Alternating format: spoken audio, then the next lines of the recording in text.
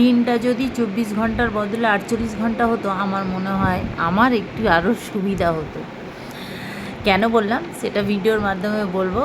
তো hello everyone, আমি Aarti's kitchen foods and ফ্লেভার্সে আরতিস হোমমেড ফুডে আজকে আবারও একটা নতুন ব্লগ নিয়ে হাজির হয়ে গেলাম। আগে তো ব্লগ বানাতাম, তো মাঝখানে না ছেড়ে দিয়েছি। এখন ফেসবুক সাজেস্ট করছে ব্লগ ভিডিও, মানে লং ভিডিও বানাতে, তাই ভাবছি একটু ব্লগ ভিডিওই বানাই।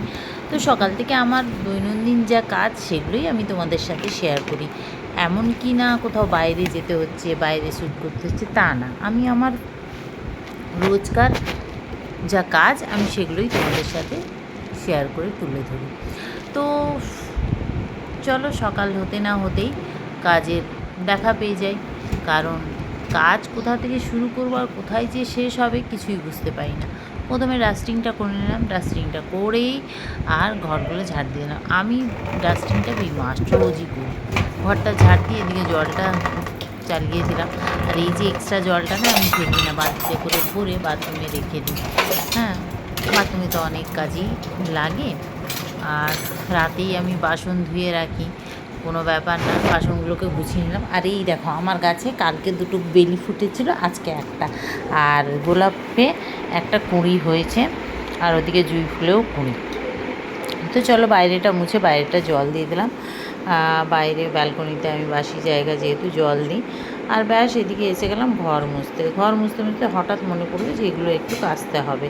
সে অমাবচি গেছে কাচবো বলে আর কাচা হয়নি। তো ভাবছি হাফ ঘর মুছে এগুলোকে ভিজিয়ে দিলাম, সার্ফ দিয়ে ভিজিয়ে রাখলাম, তারপরে ঘরগুলো মুছে নিচ্ছি।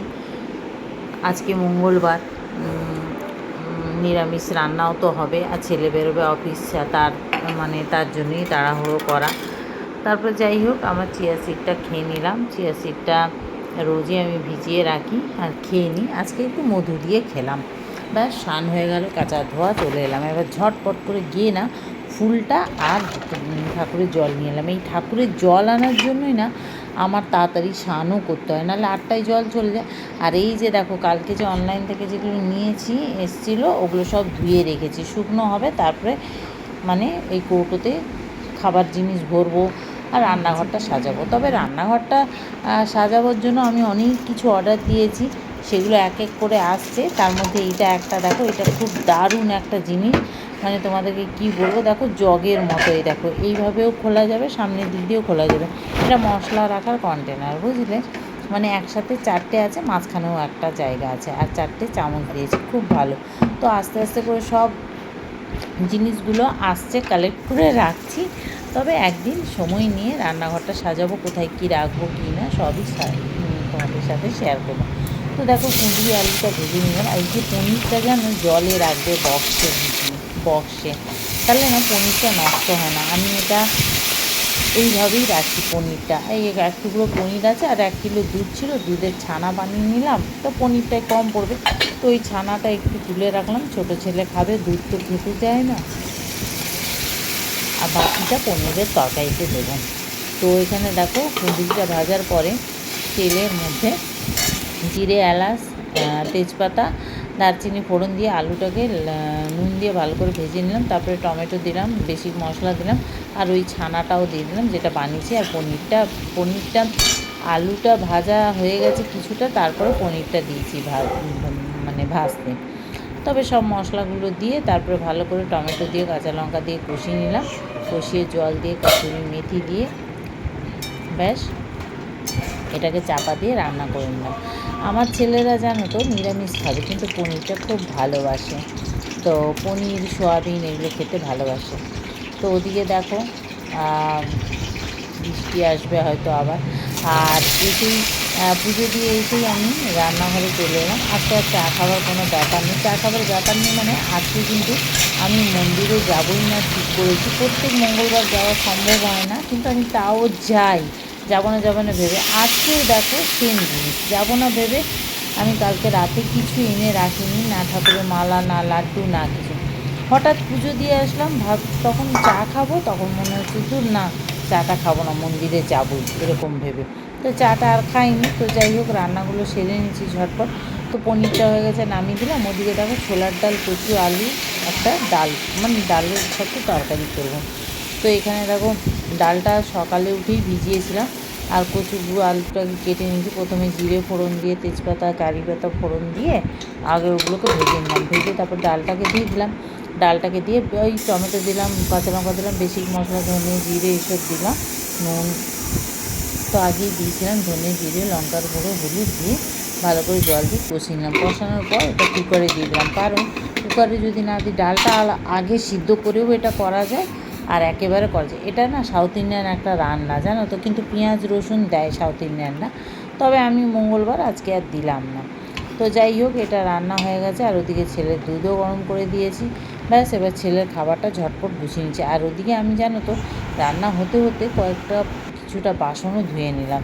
ব্যাস ছেলের খাবার গুছিয়ে রাখলাম, এবার আমিও রেডি হয়ে গেলাম।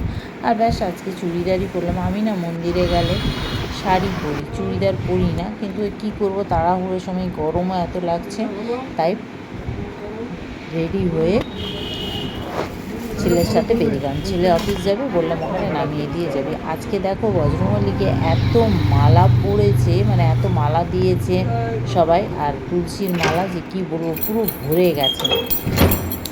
তো যাক, ওখানে পুজো টুজো দিয়ে ধূপ মানে প্রদীপ জ্বালিয়ে, তোমরা তো জানো আমি মন্দিরে গেলে ঘিয়ের প্রদীপ দিই।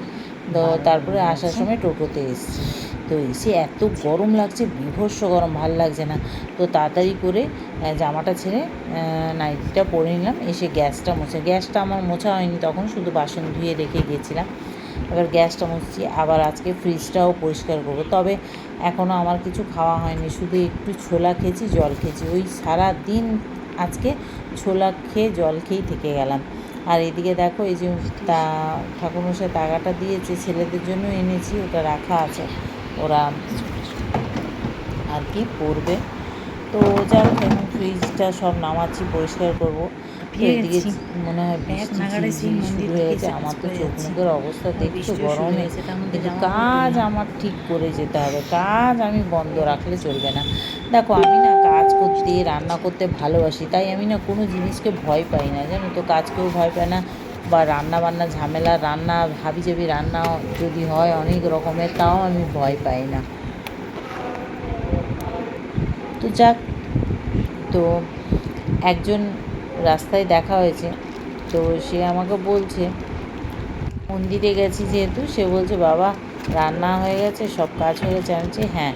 বলছে তুমি কী করে পারো, কী করে করো, আবার এই যে বাইরের কাজ, ওই মন্দিরে চলে এলে পুজো দিতে, মন্দিরেই দেখা হয়েছে। যাই হোক, তো অনেকেরই ধারণা যে আমি কী করে কী করি, পারি।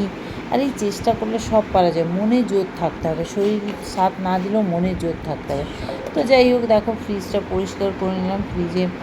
আমার ফ্রিজে যদিও বা কিছু থাকে না, একদম ভেজ নিরামিষ। ভেজ মানে কি, আমি কোনো ভেজ রান্নাও রাখি না, খালি ওপরের তাকটাই দেখেছো শুধু ফল থাকে, ফুল থাকে, ঠাকুরের জিনিস থাকে, আর বাকি সবগুলো আমাদের সবজি থাকে, দুধ থাকে, মিষ্টি থাকে, বা কেক টেক বানাই, এগুলো নিরামিষ কেক। তা আমার ফ্রিজে কোনো দিনও আজ অবধি আমি রান্নার জিনিস রাখি, তাও আমার ফ্রিজটা দেখো কত সুন্দর পরিষ্কার। এই ফ্রিজটার বয়স কত যেন, 18 বছর। তো যাকে সব কাজ হলো, এখানে এইগুলো আবার কাচা ধোয়া করব, সব সেরে, আর এই করতে করতে আমার 5টা বেজে গেল। ব্যাস এখন গাটা ধুয়ে, কেচে ধুয়ে গাটা ধুয়ে এলাম। তোমাদের কেমন লাগলো ব্লগটা জানিও, টাটা।